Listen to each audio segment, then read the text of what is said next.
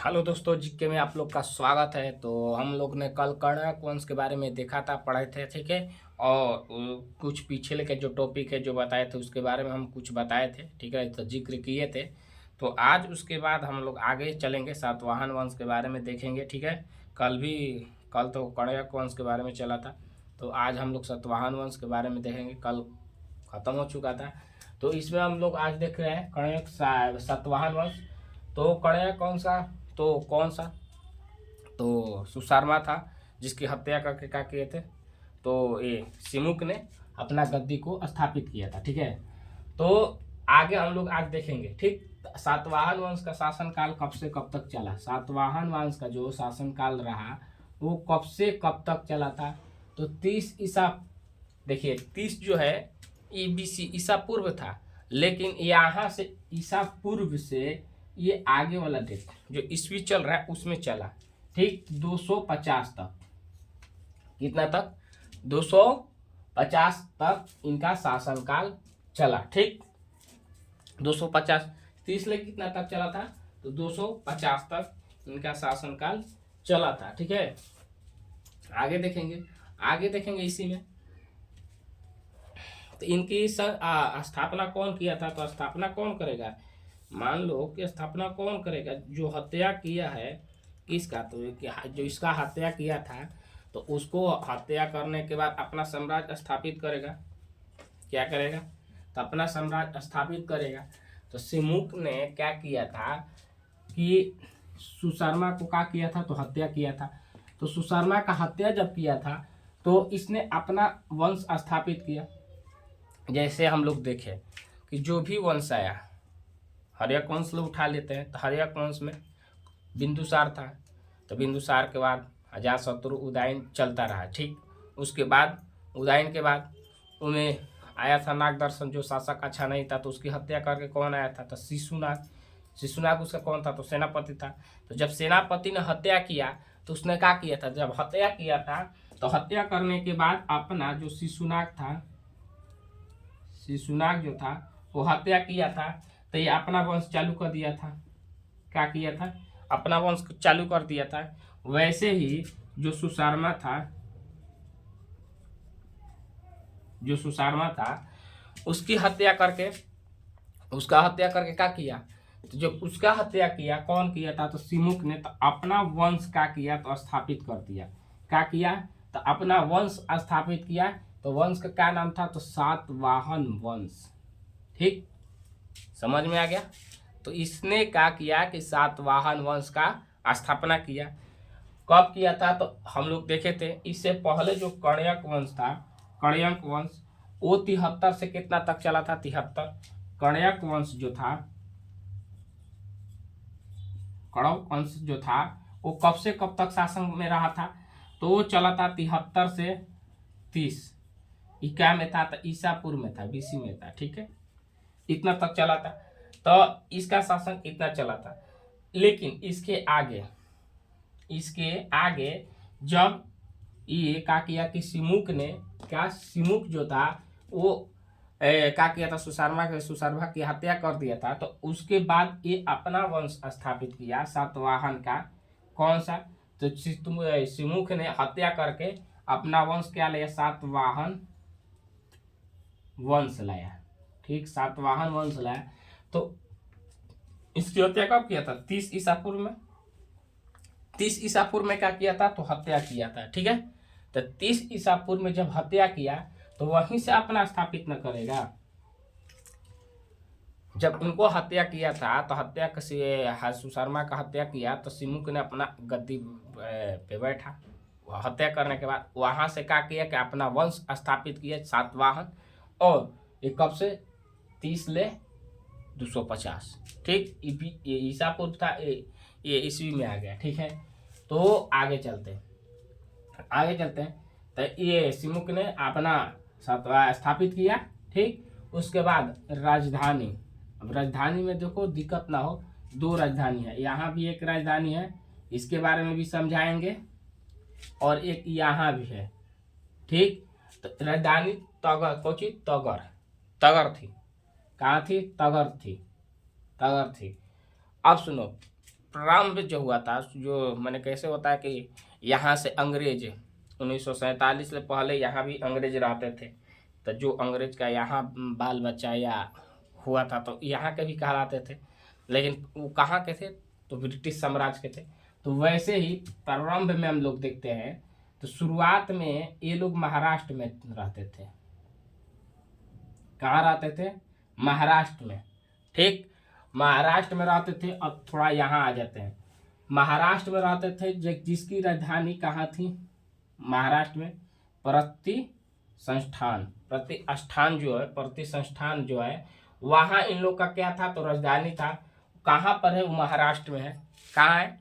महाराष्ट्र में है। वहाँ पे एक कौन, तो गोदावरी नदी के तट पे है। कौन सा? तो गोदावरी नदी के तट पे है। ठीक है, तो गोदावरी नदी के तट पे जो महाराष्ट्र में स्थित कौन प्रतिष्ठान जिसकी राजधानी थी, वहाँ इन लोगों ने रहते थे।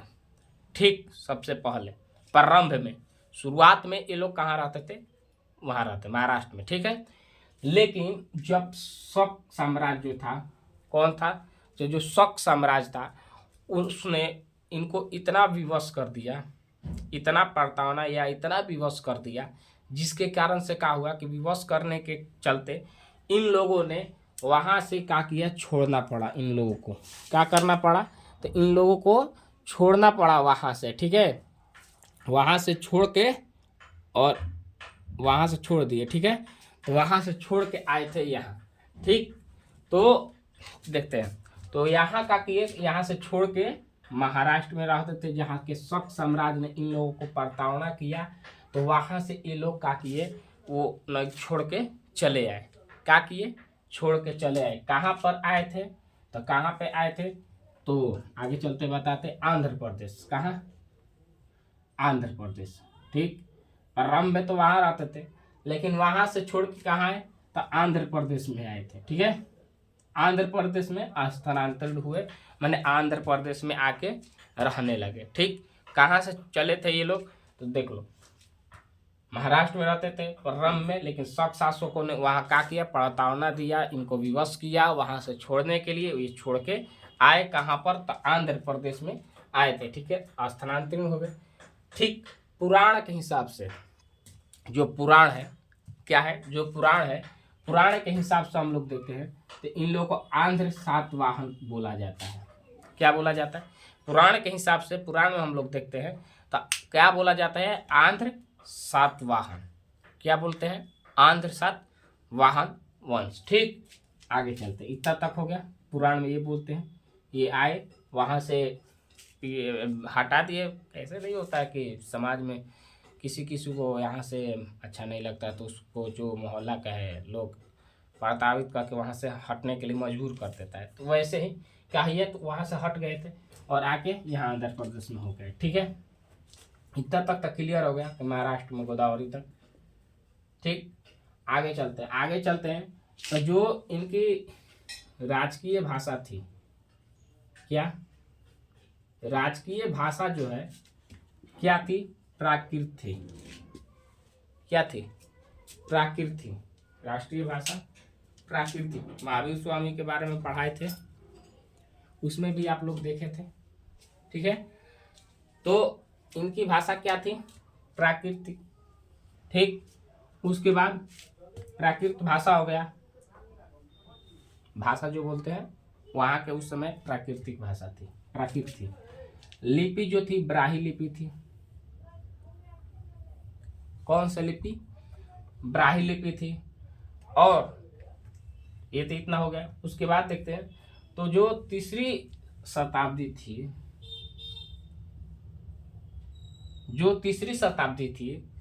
तीसरी शताब्दी में देखें तो इनका जो काल रहा वो सर्वाधिक रहा। प्राचीन काल था, प्राचीन काल में इन लोग का जो शासक रहा प्राचीन, वो सर्वाधिक रहा था। ठीक है, इनका शासन जो रहा अधिक रहा, सर्वाधिक रहा था। ठीक है, माने ये अधिक समय तक शासक किए थे प्राचीन काल में। ठीक है, तो आगे चलते हैं। अब देखिए आगे देखते हैं, तो इसमें इतना तक तो क्लियर हो गया। उसके बाद जो सतकर्णी थी, सतकर्णी जो प्रथम थी, उसमें हम लोग देखते हैं उसका शासक जो था, प्रथम शासक जो पहला शासक बना था कौन सा, तो जो पहला शासक बना सतकर्णी का जो प्रथम शासक बना वो कौन था, तो सांची स्तूप था। कौन था, सांची स्तूप प्रथम शासक। ठीक, प्रथम शासक सांची स्तूप। अब इसी के बारे में हम लोग देखेंगे। प्रथम सतकर्णी का प्रथम शासक काल कौन था, तो सांची स्तूप था। ठीक है, आगे चलते हैं। दक्षिण पथपति, दक्षिण पथपति और क्या था, तो अपरहित, ये दो का हुआ था कि जो चक्र का उपाधान धारण किया था, कौन किया था, तो सांची स्तूप। दो उपाधान धारण किया था, दो जो उपाधि धारण करने वाला सांची स्तूप, क्या सांची स्तूप जो था दो था, लेकिन कौन कौन, एक दक्षिण पथपति और अप्रतिहत, तो ये दो चक्र धारण करने वाला सांची स्तूप था। ठीक है, दिखाई दे रहा है अच्छा से। आगे देखेंगे, उसके आगे देखेंगे कि इसके शासन काल में क्या हुआ कि दो अश्वमेघ हुए थे। क्या हुए थे, दो अश्वमेघ हुआ था। ठीक है, तो दो अश्वमेघ इसके शासन काल में हुआ।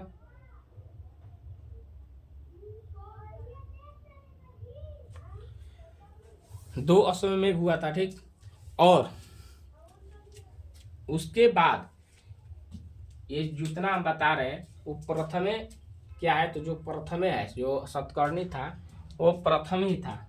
क्या था, तो सतकर्णी जो था वो प्रथमे में, जितना हम बता रहे हैं वो सब प्रथमे क्या था। ठीक है, तो हाँ, ये दक्षिण पथपति अपरहित चक्रधारण दोनों प्रथमे सतकर्णी में किया था। और जो दो, यहाँ से बताते हैं, जो दो अश्वमेघ है यज्ञ, दो अश्वमेघ यज्ञ कराया था। उसके बाद राजसूर्य यज्ञ ये भी कराया था। राजसूर्य यज्ञ ये भी सत्यकर्णी प्रथम में हुआ था। और दो अश्वमेघ ये भी सत्यकर्णी में हुआ था। सत्यकर्णी जो प्रथम था उसमें ही हुआ था। ये जितना हम यहाँ से देख रहे हैं, सतकर्णी अभिलेख जो प्रथम है, सतकर्णी अभिलेख प्रथम में देखे शासन कौन था, तो सांची स्तूप था। दक्षिण पथपति अपरहित चक्र का उपादान धारण किया, और दो अश्वमेघ और एक राजसूर्य यज्ञ हुआ था। ये अभिलेख हमको कहाँ से मिलता है, मान लीजिए कि सब हुआ था, मान लो कि सब ये हुआ था। ठीक है, हुआ था, लेकिन हमको कहाँ से जानकारी मिली, होता है ना कि जितना हम बताए ये सतकर्णी प्रथम से लेके ये सब हुआ था, तो लिखा हुआ कहाँ था, होगा ना कि अपना से हम कुछ भी बोल दें वही हो जाएगा, वैसा तो नहीं। तो ये कहाँ लिखा हुआ था, तो ये नाना घाट अभिलेख से मिलता है हम लोग को। नाना घाट अभिलेख जो है उससे हम लोग को क्या होता है कि ये चीज को सतकर्णी प्रथम के बारे में, सांची स्तूप, दक्षिण पथपति और ये दो अश्वमेघ और राजसूर्य यज्ञ, इसकी जानकारी हम लोग को कहाँ से मिलती है, तो नाना घाट अभिलेख से हम लोग को मिलती है। ठीक है, तो नाना घाट अभिलेख से क्या होता है, तो हम लोग को ये प्राप्त होता है। ठीक है, अभिलेख से। और इनकी जो पत्नी थी नैनिका, इन्होंने क्या किया, तो बनवाया था, मैंने बताया था ये अभिलेख के बारे में, होता है ना बताने वाला, तो ये बताई थी नैनिका। ठीक है, बनवाया था नहीं, बनवाया था, ये अभिलेख का किए थे तो बनवाई थी। ठीक है, तो इसके बारे में हम लोग को इनसे, और कौन अभिलेख से मिलता है, तो नाना घाट अभिलेख से, और हम लोग को मालूम चलता है नैनिका के माध्यम से, ये लोग बताई थी। ठीक है, तो इतना हम लोग आज समझे सातवाहन वंश के बारे में। ठीक है, और इसके आगे हम लोग कल देखेंगे, इसके आगे हम लोग कल देखेंगे। ठीक है, तो आगे सातवाहन वंश के बारे में हम लोग कल कुछ देखेंगे। ठीक, और हाँ एक चीज़ और बता दें कि जो लड़के हैं इतना तो हो गया, जो नहीं जुड़े हैं उनसे बार बार यही बोलेंगे कि चैनल को जाके, एक जो चैनल है उससे जुड़ो और ऐसे ही वीडियो डेली आते रहेंगे। जो हिस्ट्री का बैच चल रहा है इसमें हम लोग डेली ऐसे ही क्लास करते रहेंगे। फाउंडेशन के तरह इसमें ऑल हिस्ट्री पढ़ाया जाएगा, प्राचीन हो, मध्य हो, आधुनिक हो, तीनों पढ़ाया जाएगा इसी तरीक़ा से, ठीक है।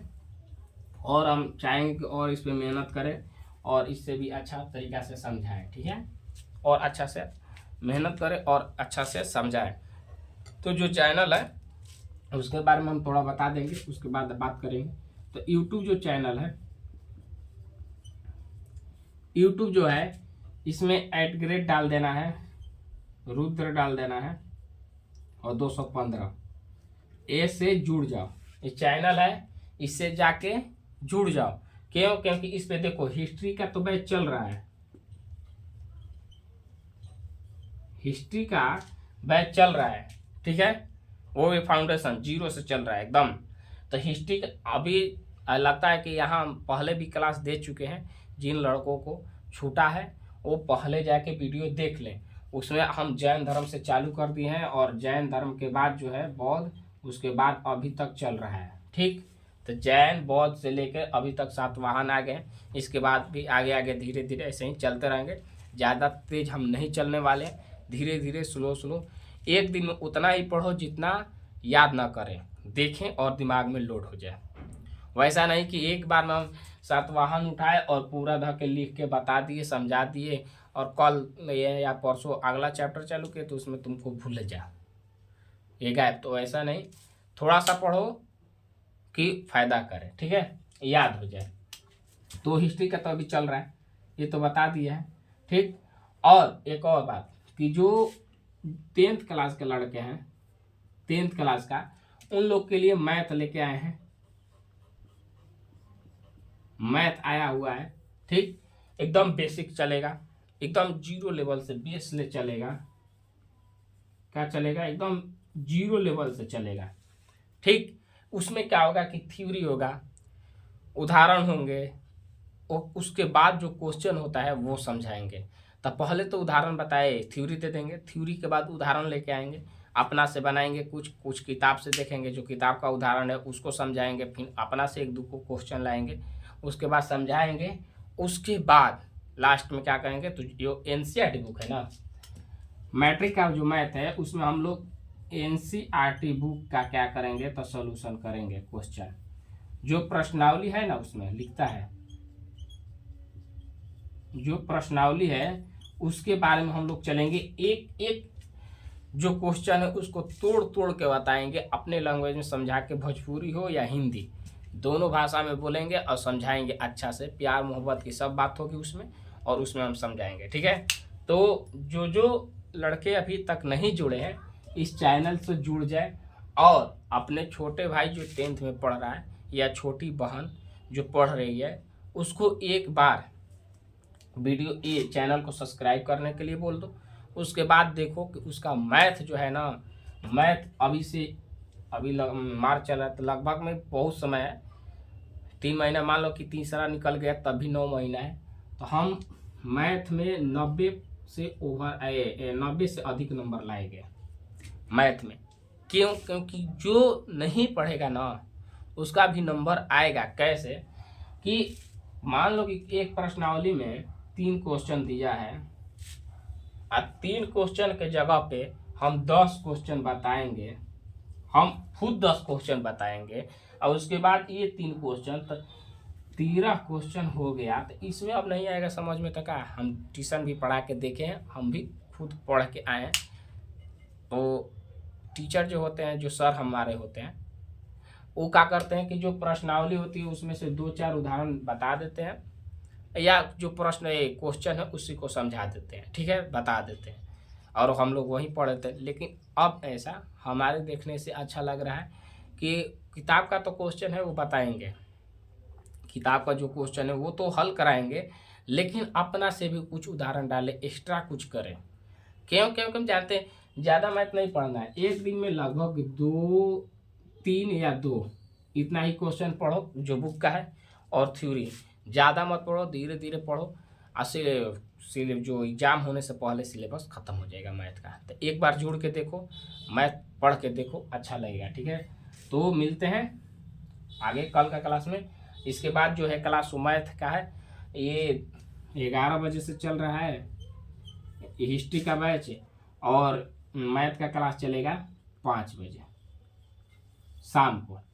ठीक, तो आओ जुड़ो पढ़ो। ठीक है, तो मिलते हैं कल के वीडियो में। अभी सातवाहन वंश के बारे में देखेंगे पढ़ेंगे, तो कल देखते हैं। ठीक है, मैथ में भी आना जरूर, एक बार देखो तब